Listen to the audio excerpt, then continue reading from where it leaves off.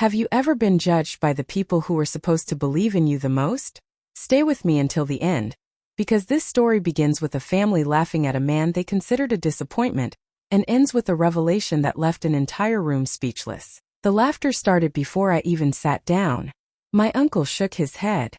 My cousin smirked. And my mother looked at me the way people look at a problem they wish would disappear. Then my brother raised his glass and said something that made the entire table laugh. At least one of us turned out successful. Everyone knew who he was talking about. Me. The family disappointment. The son who supposedly wasted his potential. The brother who never seemed to achieve enough. I smiled and kept eating.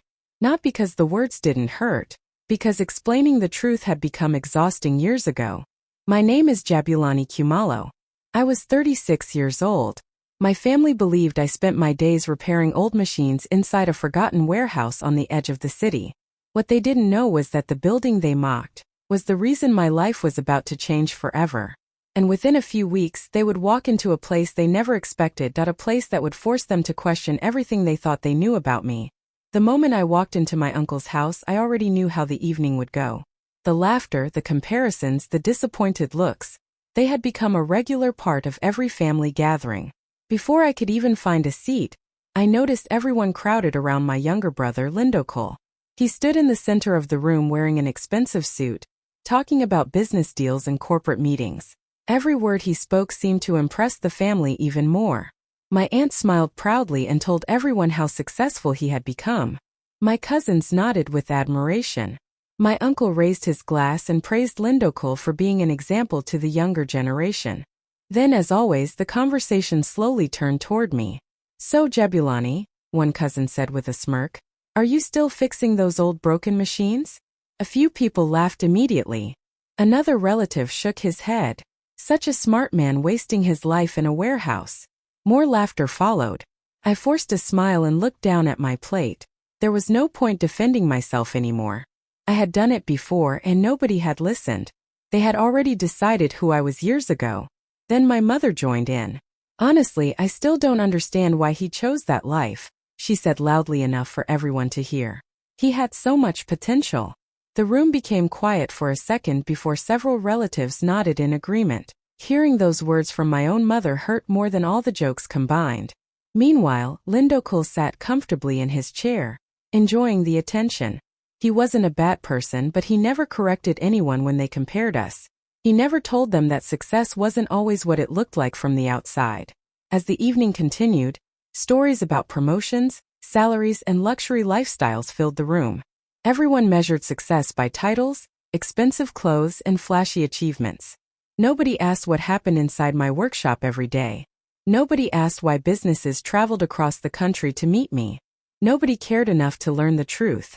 To them, I was simply the family disappointment, the brother who had failed.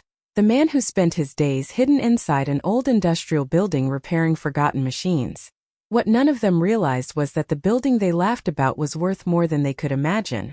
And very soon, the same people mocking me would discover that they knew absolutely nothing about the life I had quietly built behind those warehouse doors. When the family gathering finally ended, I got into my truck and drove across the city in silence. The jokes, the laughter, and my mother's disappointed words still echoed in my mind. Years ago, those comments would have kept me awake all night, but after hearing the same things for so long, I had learned to live with them. The city lights slowly disappeared behind me as I reached the edge of town. A few minutes later, I pulled up to the same building my family loved to mock. To them, it was just an old warehouse filled with rusty machines and wasted dreams. Every time they mentioned it, they spoke about it with pity. I unlocked the gate and drove inside. The moment I stepped out of my truck, everything felt different. This place wasn't a failure. It was my life's work. Rows of industrial equipment filled the massive building. Some machines were waiting for repairs. Others had already been rebuilt and tested.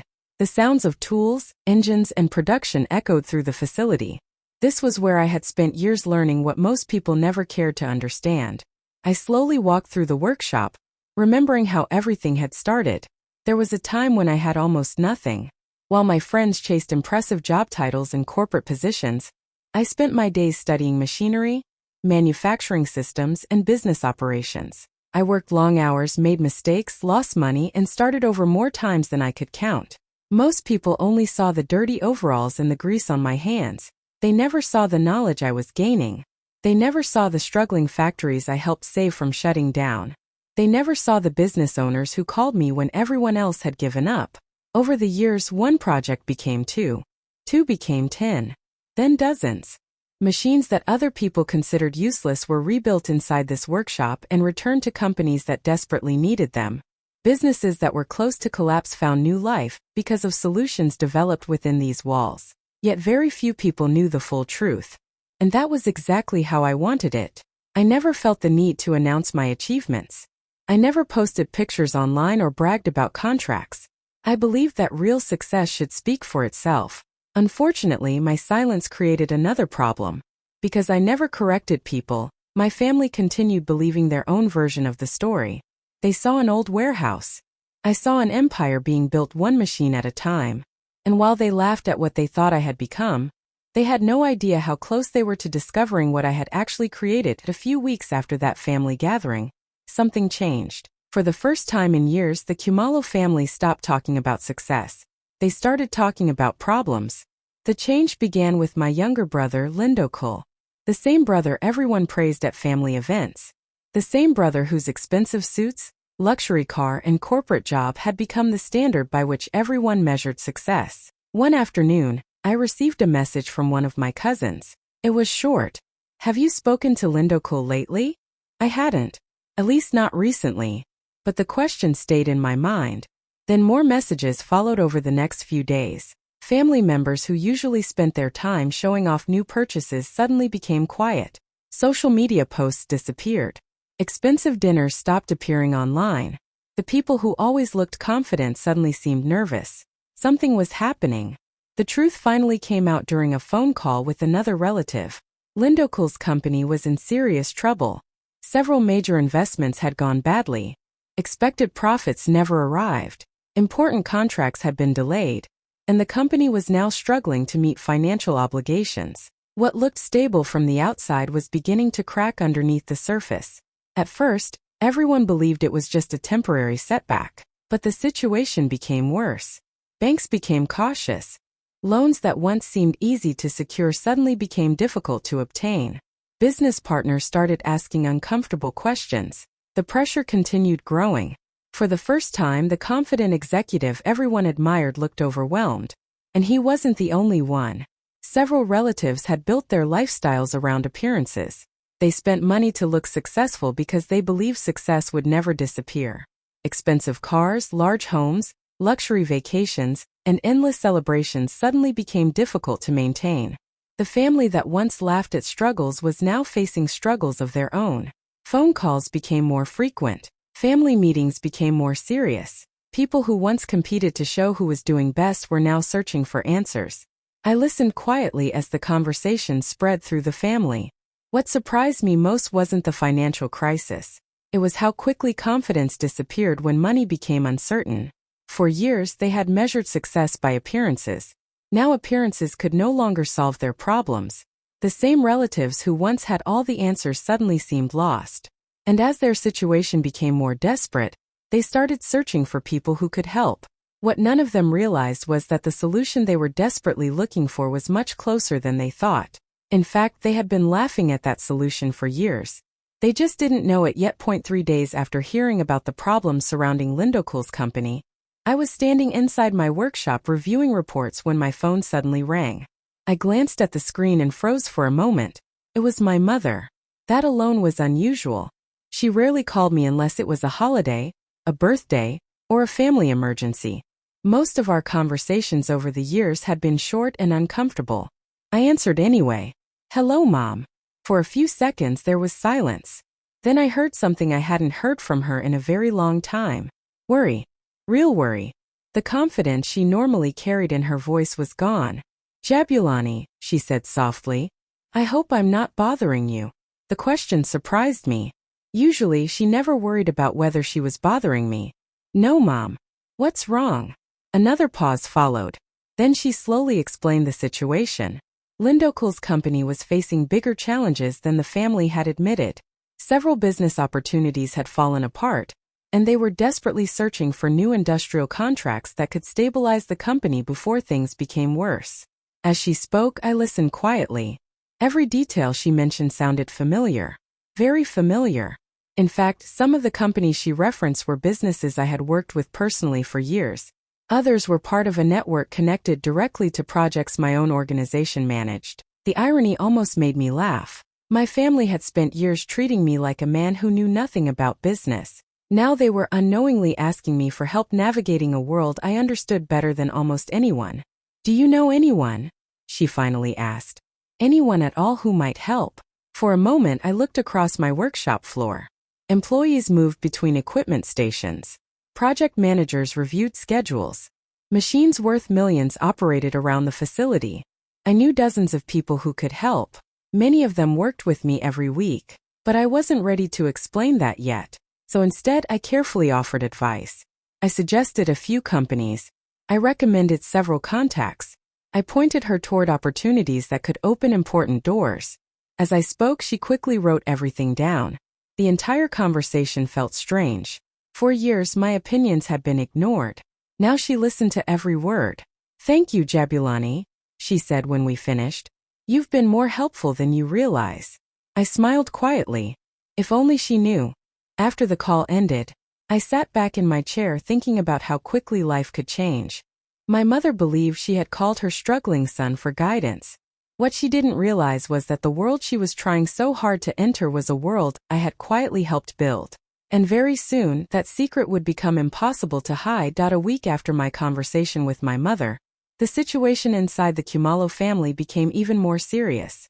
The financial pressure surrounding Lindokul's company was no longer a private problem. Everyone knew something important had to happen soon. Without a major breakthrough, the company could lose valuable contracts, important clients, and possibly its future. Then, something unexpected happened. A powerful industrial company reached out. At first, nobody in the family could believe it. The company had a reputation for working only with serious business partners. They operated across multiple regions, handled large-scale industrial projects, and had connections that could completely change a company's future. When the invitation arrived, excitement spread through the family almost immediately. For the first time in weeks there was hope.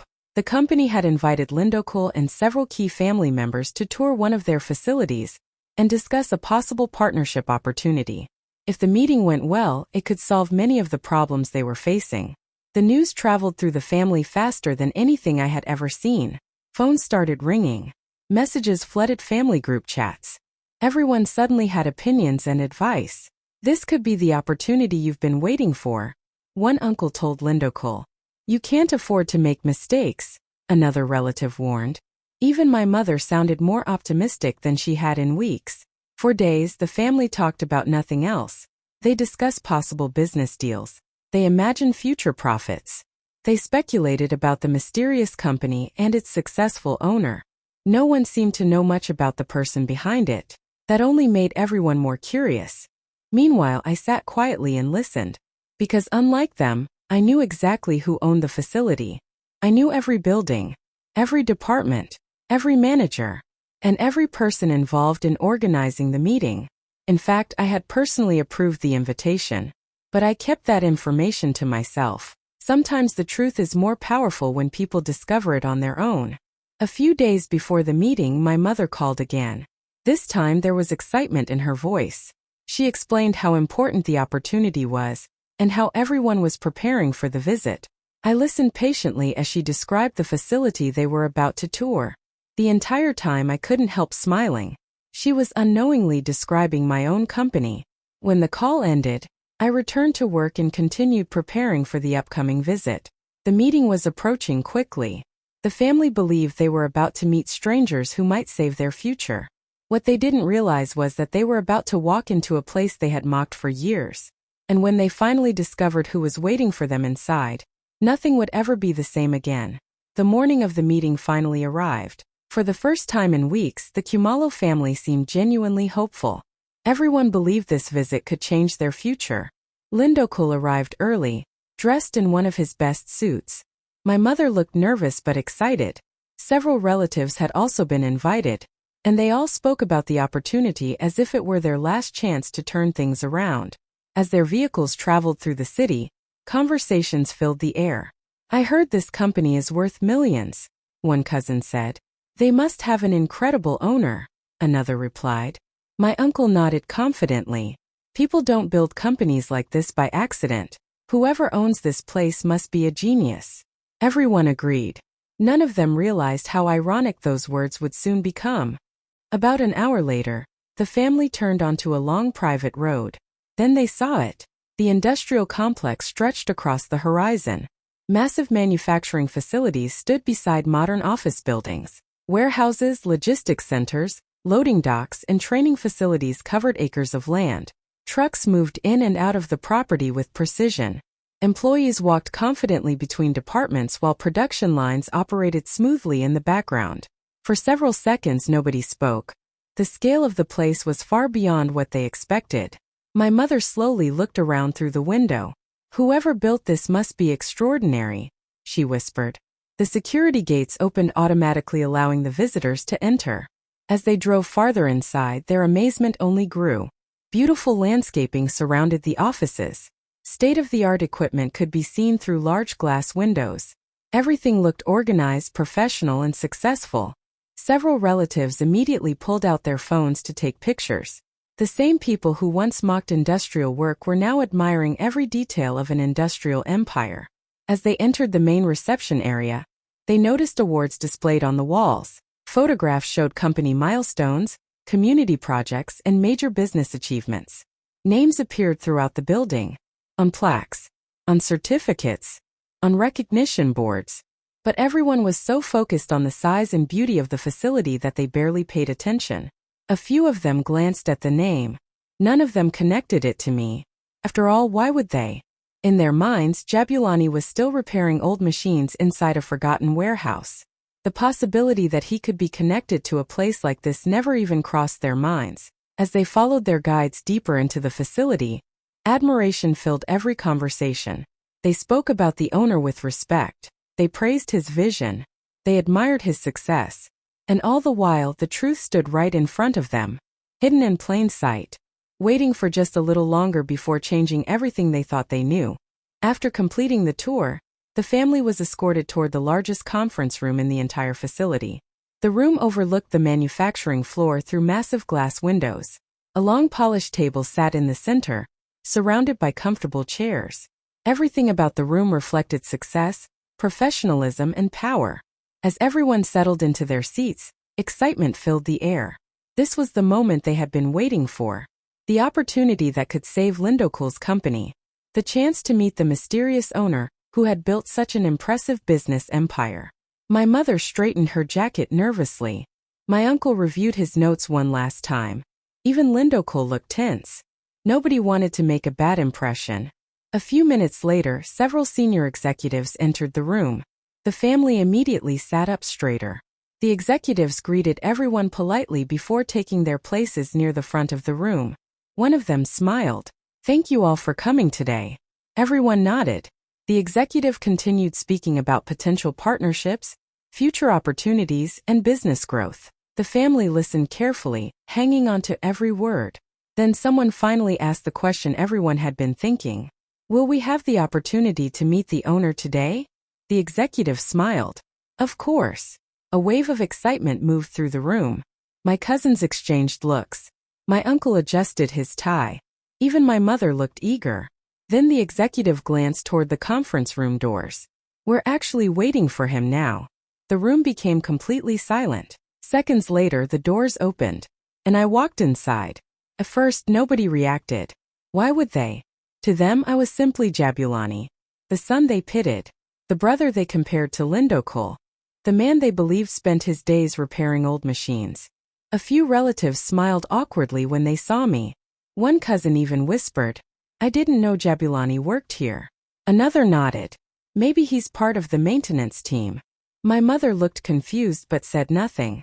Then I walked past every empty chair and moved directly toward the front of the room. The smiles slowly disappeared. Confusion replaced them. The executives immediately stood up, one by one. Every single one. The room grew quieter. Then the company director stepped forward. With complete confidence, he turned toward the family and spoke words that changed everything. "It is my honor to introduce the founder, owner and chief executive behind this organization." He placed his hand toward me. "Mr. Jabulani Kumalo." For a moment nobody moved. Nobody spoke. Nobody even breathed. The silence was overwhelming. My mother's eyes widened. My uncle stared at me in disbelief. Several relatives looked around as if expecting someone else to appear. Lindokul's face went completely pale. Cousin actually laughed nervously. There must be some mistake. But there wasn't. And as reality finally began sinking in, every assumption they had made about me started collapsing right in front of their eyes. The silence inside the conference room seemed to last forever. Nobody knew what to say. For years, the Kumalo family had believed they understood exactly who I was. They thought they knew my story, my struggles, and my limitations. They had created an image of me in their minds and never bothered to question it. Now that image was falling apart right in front of them. The company director smiled and continued speaking. "I don't think most people realize what Mr. Kumalo has accomplished over the last 15 years. A large presentation screen behind him suddenly came to life. The first image appeared. It was an old photograph of the warehouse. The same warehouse my family had mocked for years. The same warehouse my family had mocked for years. The same building they used as proof that I had failed in life. Several relatives immediately recognized it. Confused looks spread across their faces. Then the next image appeared. The warehouse had expanded. Then another. And another. The photograph showed the journey year after year. Small repairs became larger projects. Larger projects became contracts. Contracts became partnerships. Partnerships became companies. Companies became regional operations. The room remained completely silent as the scale of everything slowly became clear. The director explained how it all started. "Years ago, I began repairing industrial equipment that larger companies considered worthless. Instead of seeing broken machinery, I saw opportunities. I restored equipment, improved systems, and helped struggling businesses get back on their feet. One successful project led to another, then another. Soon business owners started recommending me to others. The screen changed again. Maps appeared showing operations across multiple regions. Factories, warehouses, distribution centers, manufacturing facilities, businesses connected through partnerships that had grown over many years. Every one of them had been influenced by work that began inside the warehouse everyone laughed about. My mother stared at the screen without blinking. My uncle looked completely stunned. Even Lindokul seemed unable to process what he was seeing. The director continued. "Many businesses operating successfully today would not exist without Jabulani's expertise and support." One executive after another shared examples of companies that had nearly collapsed before being rebuilt and transformed. The numbers were impressive. But what shocked my family even more was the respect. Every executive spoke about me with admiration. Not because of money, because of knowledge, leadership, vision, and integrity. Slowly, the truth became impossible to ignore. The man they thought had wasted his potential had actually spent years building something extraordinary. Every joke suddenly sounded foolish. Every comparison suddenly felt unfair. Every assumption they had made was being exposed. And for the first time, the family was forced to face a reality they never expected. They had never really known me at all. For several moments after the presentation ended, nobody in the conference room spoke. The same relatives who always had opinions suddenly had nothing to say. The silence felt heavier than any argument ever could. I looked around the room and saw faces I had known my entire life. But for the first time, many of them couldn't even look me in the eyes. My mother sat quietly, staring at the table in front of her. She looked completely overwhelmed. Every belief she had carried for years had been shattered in a single afternoon. The son she constantly worried about. The son she compared to everyone else. The son she believed had wasted his potential. That son was sitting at the head of a company that employed hundreds of people and helped businesses across multiple regions. Slowly, she looked up at me. There were tears in her eyes. "I don't know what to say," she whispered. Nobody else seemed to know either. Then my uncle cleared his throat. For years, he had been one of my loudest critics. At every family gathering, he found some way to compare me to Lindokul. Now his confidence was gone. "Jabulani, he said quietly. "I owe you an apology." The room became even quieter. One by one, other relatives began speaking. Some apologized for the jokes. Others apologized for making assumptions. A few admitted they had judged me without ever trying to understand what I actually did. Listening to them felt strange. For so many years I had imagined what this moment might feel like. But standing there I realized something important.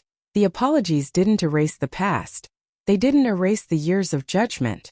They didn't erase the family dinners where I sat silently while people laughed at my life. Then Lindokul finally stood up. Everyone turned toward him. For a moment he struggled to find the right words. "I spent years thinking success looked like titles, offices, and expensive suits," he admitted. His voice was filled with honesty. "But everything I admired was visible. Everything you built happened where nobody could see it." He shook his head slowly. "I understand that now." I nodded respectfully. Then I finally spoke. I explained how painful it had been to constantly hear that I wasn't enough. How exhausting it was to be judged by people who never asked questions. How every joke had stayed with me long after the laughter ended. The room grew completely silent. No phones. No whispers. No interruptions. Just silence. Because for the first time they weren't hearing about my business. They were hearing about the cost of being underestimated by the people you love. And as the truth settled over the room, many of them realized that success wasn't the only thing they had failed to see. They had failed to see me. After the emotional conversation ended, nobody was eager to leave. The atmosphere inside the conference room had completely changed. The family had arrived expecting a business opportunity. Instead, they had discovered a truth that forced them to question years of assumptions. I stood up and looked around the room. "Come with me," I said. Slowly, everyone followed. The tour continued, but this time it felt very different. As we walked through the facility, nobody was focused on the buildings anymore. They were focused on understanding how everything had been created. We visited the production floors first. Massive machines operated with precision, while teams worked together efficiently. Employees greeted me as we passed. Some stopped to shake my hand. Others thanked me for opportunities they had received over the years. My family watched quietly. Then we moved through the logistics centers. Rows of trucks carried products across multiple regions.